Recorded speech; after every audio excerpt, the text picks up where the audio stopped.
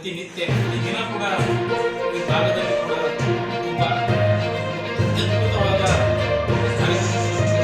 ಕಲ್ಯಾಣ ಕರ್ನಾಟಕ ಭಾಗದ ಜನರಿಗೆ ಬಿಸಿಲಿನ ತಾಪದಿಂದ ಮರಳುವ ಜನರಿಗೆ ನೆರಳು ಕೊಡುವ ಒಂದು ಸಂಕಲ್ಪ ಏನು ಮಾಡಿದ್ರು.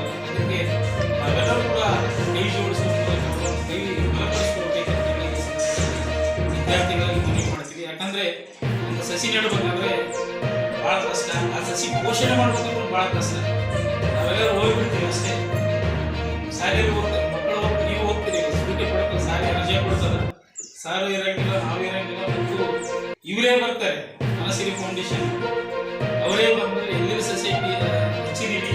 ಸೊ ಅವುಗಳನ್ನು ಪೋಷಣೆ ಮಾಡುವಂಥ ಕರ್ತವ್ಯ ಕೂಡ ಅವರಾಗಿರ್ತದೆ. ನಾವು ಸಾಕಷ್ಟು ಸಲ ನೋಡಿದ್ದೀವಿ. ಇಲ್ಲಿ ಸೊಸೈಟಿ ಹಚ್ಚಿದರು ಅಲ್ಲೆಲ್ಲ ಟ್ರಾಕ್ಟರ್ಗಳ ಮೂಲಕ ನೀರು ತಗೊಂಡು ಹೋಗಿ ಆ ಸಸಿಗಳಿಗೆ ನೀರಿರುವಂಥ ಆ ಸಸಿಗಳನ್ನು ಪೋಷಣೆ ಮಾಡುವಂಥ ಕಾಯಕ ಇದು ತುಂಬ ಅತ್ಯದ್ಭುತ ಕಾಯಕ.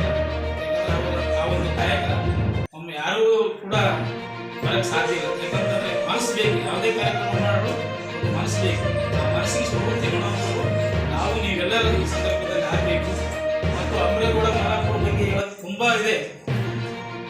ಈ ಬಂಧುವಿನ ಕಾರ್ಯಕ್ರಮದ ಮಾತಾಡುವಂಥ ಅವಶ್ಯಕತೆ ಇಲ್ಲ.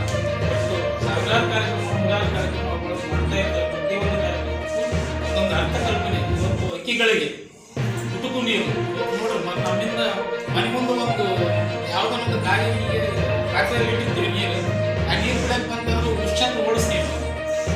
ಬಟ್ ಅಂಥ ಸಂದರ್ಭದಲ್ಲಿ ಅಮರೇಗೌಡ ಮಲಾಪುರ ಅವರು ಗಿಡಗಳಿಗೆ ನೇತು ಹಾಕಿ, ಮರವಟ್ಟಿಗಳನ್ನು ನೇತು ಹಾಕಿ, ಅದರಲ್ಲಿ ನೀರು ಹಾಕಿ ಅಕ್ಕಿಗಳಿಗೆ ಜೀವ ಭಯ ಕೊಡ್ತಾರೆ, ಜೀವ ರಕ್ಷಣೆ ಕೊಡ್ತಾರಂತಂದ್ರೆ ಇದು ತುಂಬ ಶ್ಲಾಘನೀಯ ಕಾರ್ಯ. ಇಂಥ ಕಾರ್ಯಕ್ಕೆ ನಾವು ನೀವೆಲ್ಲರೂ ಕೂಡ ಪ್ರೋತ್ಸಾಹಿಸೋಣ. ಆ ಕಾರ್ಯಕ್ರಮ ಯಶಸ್ವಿಗೊಳಿಸೋಣ ಅಂತ ಹೇಳಿ